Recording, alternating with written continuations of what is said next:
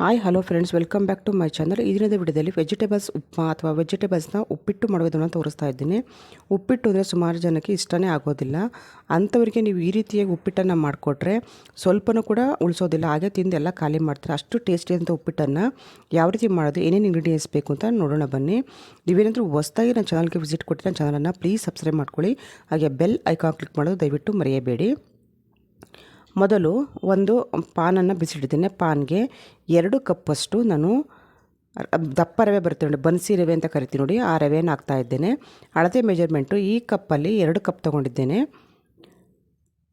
ನಾನು ಕಣ್ಣಳತೆಯಲ್ಲೇ ಮಾಡಿ ತೋರಿಸ್ತಾ ಇರೋದು. ಆದರೆ ನಿಮಗೆ ಮೆಜರ್ಮೆಂಟ್ ಹೊಸ್ದಾಗಿ ಮಾಡೋರಾದರೆ ಈ ಅಳತೆ ಕಪ್ ಬನ್ಸಿ ರವೆ ಆದರೆ 2 ಕಪ್ ತೊಗೊಂಡು 1 ಕಪ್ ರವೆಗೆ ಚೆನ್ನಾಗಿ ರೋಸ್ಟ್ ಆಗಬೇಕಿದು ರವೆ, ಘಮ ಬರಬೇಕು, ಅಲ್ಲಿವರೆಗೂ ಫ್ರೈ ಮಾಡ್ಕೊಳ್ಳಿ. ಆದಷ್ಟು ಲೋ ಫ್ಲೇಮಲ್ಲೇ ಚೆನ್ನಾಗಿ ಫ್ರೈ ಮಾಡ್ಕೊಳ್ಳಿ. ನೀವು ಈ ರೀತಿ ರವೆಯನ್ನು ಫ್ರೈ ಮಾಡ್ತಾನೆ ಆ ಕಡೆ ಒಗ್ಗರಣೆ ಇಟ್ಟು 5 ಮಿನಿಟ್ಸಲ್ಲೇ ನೀವು ಉಪ್ಪಿಟ್ಟನ್ನು ರೆಡಿ ಮಾಡ್ಬೋದು. ಹೊಸ್ದಾಗಿ ಮಾಡ್ತಿರೋರಾದರೆ 1 ಕಪ್ಪಷ್ಟು ರವೆಗೆ 2 ಕಪ್ಪಷ್ಟು ನೀರು ಹಾಕಬೇಕು. ದಪ್ಪ ರವೆ ಅಥವಾ ಬನ್ಸಿ ರವೆಗಾದರೆ, ಚಿಕ್ಕ ಅಂದರೆ ಬೆಂಗಳೂರು ರವೆ ಬರ್ತಾರೆ ಸಣ್ಣ ರವೆ, ಅದಕ್ಕೆ 1 ಕಪ್ಪಷ್ಟು ರವೆಗೆ 1.5 ಕಪ್ಪಷ್ಟು ನೀರನ್ನು ಹಾಕಬೇಕಾಗುತ್ತೆ. ಇದೊಂದು ಟಿಪ್ ಅಂದ್ಕೊಳ್ಳಿ.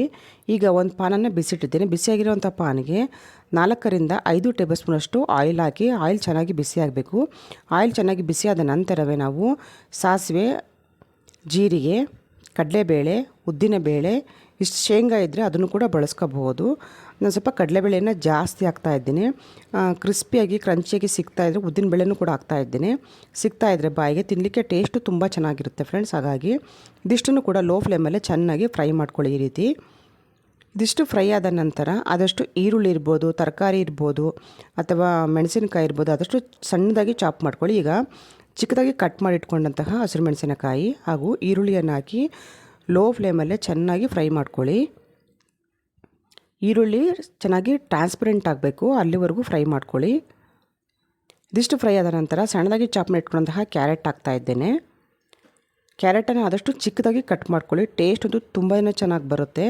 ಮಕ್ಕಳು ತರಕಾರಿಯನ್ನು ಜಾಸ್ತಿ ನೀವು ದಪ್ಪದಾಗಿ ಸೈಜಲ್ಲಿ ಕಟ್ ಮಾಡಿಟ್ರೆ ಅದನ್ನು ಎತ್ತಿಬಿಟ್ಟು ಒಂದು ಸೈಡಲ್ಲಿ ಇಡ್ತಾರೆ. ಅದೇ ರೀತಿ ಬೀನ್ಸ್ ಹಾಕ್ತಾಯಿದ್ದೀನಿ, ಚಾಪ್ ಮಾಡಿಟ್ಕೊಂಡಂತಹ ಬೀನ್ಸ್ ಹಾಕ್ತಾಯಿದ್ದೀನಿ. ಈ ರೀತಿ ನೀವು ಚಿಕ್ಕದಾಗಿ ಕಟ್ ಮಾಡಿಟ್ಕೊಂಡ್ರೆ ಮಕ್ಕಳು ಎತ್ತಿಡಲಿಕ್ಕೆ ಕೈಯಲ್ಲಿಗೆ ಸಿಗೋದಿಲ್ಲ ವೆಜಿಟೇಬಲ್ಸು. ಸೊ ಹಾಗಾಗಿ ಆದಷ್ಟು ಚಿಕ್ಕದಾಗಿ ಕಟ್ ಮಾಡಿ ಹಾಕ್ಕೊಳ್ಳಿ. ಟೇಸ್ಟ್ ಅಂತೂ ಅದ್ಭುತವಾಗಿರುತ್ತೆ ಫ್ರೆಂಡ್ಸ್. ನಾನು ನನ್ನ ವಿಡಿಯೋವನ್ನು ಸ್ಕಿಪ್ ಮಾಡ್ದಲೇ ಎಂಡವರೆಗೂ ನೋಡಿ.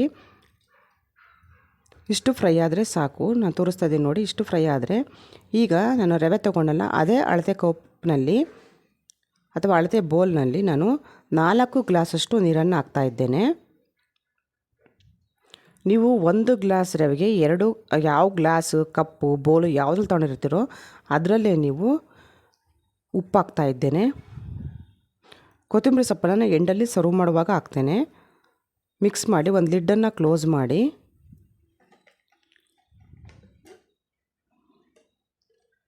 ನೀವು ಇದಕ್ಕೆ ಬೇಕಂದಲ್ಲಿ 1 ಪಿಂಚಷ್ಟು ಅರಿಶಿಣದ ಪೌಡಿ ಕೂಡ ಬಳಸ್ಕೋಬಹುದು.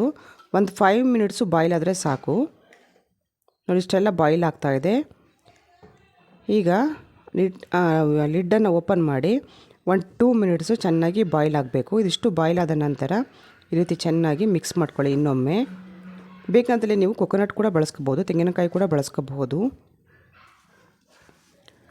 ಆದಷ್ಟು ರವೆಯನ್ನು ನೀವು ಫ್ರೈ ಮಾಡ್ಕೊಳ್ಳುವಾಗ ಆಯಿಲನ್ನು ಹಾಕ್ತಲೇ ಡ್ರೈ ಫ್ರೈ ಮಾಡಿಕೊಂಡ್ರೆ ಉಪ್ಪಿಟ್ಟು ಉದುದ್ರಾಗಿ ತರ್ತರಿಯಾಗಿ ಚೆನ್ನಾಗಿ ಬರುತ್ತೆ. ನೀವು ಆಯಿಲನ್ನು ಹಾಕ್ಕೊಂಡು ನೀವು ಮತ್ತೆ ಇದಕ್ಕೂ ಕೂಡ ಉಪ್ಪಿಟ್ಟಿಗೂ ಕೂಡ ಆಯಿಲ್ ಹಾಕೋದ್ರಿಂದ ಬೇಗ ಮುದ್ದೆ ಆಗಿಬಿಡುತ್ತೆ ಮತ್ತು ಆಯಿಲ್ ಕಂಟೆಂಟ್ ಜಾಸ್ತಿ ಆಗಿಬಿಡುತ್ತೆ. ಈ ಟೈಮಲ್ಲಿ ನೀವು ಇನ್ನೊಮ್ಮೆ ಈ ರೀತಿ ತಿರುಗಿಸಿ ಸ್ಪೂನನ್ನು, ಈಗ ಫ್ರೈ ಮಾಡಿಟ್ಕೊಂಡಿದ್ದೀವಲ್ಲ ರವೆ, ರೋಸ್ಟ್ ಮಾಡಿಟ್ಕೊಂಡಿದ್ದೀವಲ್ಲ ಆ ರವೆನ ಸ್ವಲ್ಪನೇ ಹಾಕಿ, ಒಂದು ಕೈಯಲ್ಲಿ ನೀವು ರವೆ ಹಾಕ್ತಾ ಇದ್ದೀರಾ ಅಂದರೆ ಇನ್ನೊಂದು ಕೈಯಲ್ಲಿ ಹಿಂಗೆ ತಿರುಗಿಸ್ತಾನೆ ಇರಬೇಕು, ಅಂದರೆ ಗಂಟು ಬೀಳುತ್ತೆ. ಹೊಸ್ದಾಗಿ ಮಾಡೋರಾದರೆ ನಿಧಾನವಾಗಿ ಸ್ವಲ್ಪನೇ ಹಾಕ್ಕೊಂಡು ತಿರುಗಿಸ್ತಾ ಹೋಗಿ. ನಾನು ಒಂದು ಕೈಯಲ್ಲಿ ರವೆ ಹಾಕ್ತಾಯಿದ್ದೀನಿ, ಇನ್ನೊಂದು ಕೈಯಲ್ಲಿ ತಿರುಗಿಸ್ತಾ ಇದ್ದೀನಿ, ನಿಮಗೆ ಕಾಣಿಸ್ತಾ ಇರ್ಬೋದು. ಈಗ ಒಂದು ಲಿಡ್ಡನ್ನು ಸ್ಪೂನನ್ನು ತೆಗಿಬೇಡಿ, ಆ ಸ್ಪೂನನ್ನು ಅದರಲ್ಲೇ ಬಿಟ್ಟು ಲಿಡ್ಡನ್ನು ಕ್ಲೋಸ್ ಮಾಡಿದ್ರೆ ಈಕ್ವಲೆಂಟಾಗಿ ತರಕಾರಿ ಎಲ್ಲ ಚೆನ್ನಾಗಿ ಬೇಗ ಕುಕ್ ಆಗುತ್ತೆ ಹಾಗೂ ಉಪ್ಪಿಟ್ಟು ಉದುದ್ರಾಗಿ ಬರುತ್ತೆ. ನೋಡಿ ಉಪ್ಪಿಟ್ಟು ರೆಡಿಯಾಗಿದೆ. ಇನ್ನೊಮ್ಮೆ ಟರ್ನು ಮಾಡಿ, ಜಾಸ್ತಿ ಅದನ್ನು ಟರ್ನು ಮಾಡೋಕ್ಕೆ ಹೋಗಬೇಡಿ, ಮುದ್ದೆ ಆಗಿಬಿಡುತ್ತೆ. ಈಗ ಸ್ಟವನ್ನು ಆಫ್ ಮಾಡಿ ನೋಡಿ ಯಾವ ರೀತಿ ತರ್ತರಿಯಾಗಿದೆ ಅಂತ. ಸರ್ವಿಂಗ್ ಬೌಲಲ್ಲಿ ಸರ್ವ್ ಮಾಡಿ ಕೂಡ ತೋರಿಸ್ತಾ ಇದ್ದೇನೆ. ಬಿಸಿಯಾದಂತಹ ಟೇಸ್ಟಿಯಾದಂತಹ ತರಕಾರಿಯನ್ನು ಬಳಸಿ ಮಾಡಿದಂತಹ ಉಪ್ಪಿಟ್ಟು, ಆರೋಗ್ಯಕರವಾದ ಉಪ್ಪಿಟ್ಟು ರೆಡಿ ಟು ಸರ್ವ್. ನಾನು ಕೊತ್ತಂಬರಿ ಸೊಪ್ಪನ್ನು ಎಂಡಲ್ಲಿ ನೀವೇನು ಸರ್ವ್ ಮಾಡ್ತೀರಾ ಅನ್ನೋ ಟೈಮಲ್ಲಿ ತೆಂಗಿನಕಾಯಿ ಕೊತ್ತಂಬರಿ ಸೊಪ್ಪನ್ನು ಹಾಕಿ ಸರ್ವ್ ಮಾಡಿ ಕೂಡ ತೋರಿಸ್ತಾ ಇದ್ದೇನೆ. ಈ ವಿಡಿಯೋ ನಿಮಗೆ ಇಷ್ಟವಾದಲ್ಲಿ ನನ್ನ ಯೂಟ್ಯೂಬ್ ಚಾನಲನ್ನು ಪ್ಲೀಸ್ ಲೈಕ್ ಮಾಡಿ, ಶೇರ್ ಮಾಡಿ, ಸಬ್ಸ್ಕ್ರೈಬ್ ಮಾಡಿ, ಹಾಗೆ ಬೆಲ್ ಐಕಾನ್ ಕ್ಲಿಕ್ ಮಾಡೋದು ದಯವಿಟ್ಟು ಮರೆಯಬೇಡಿ.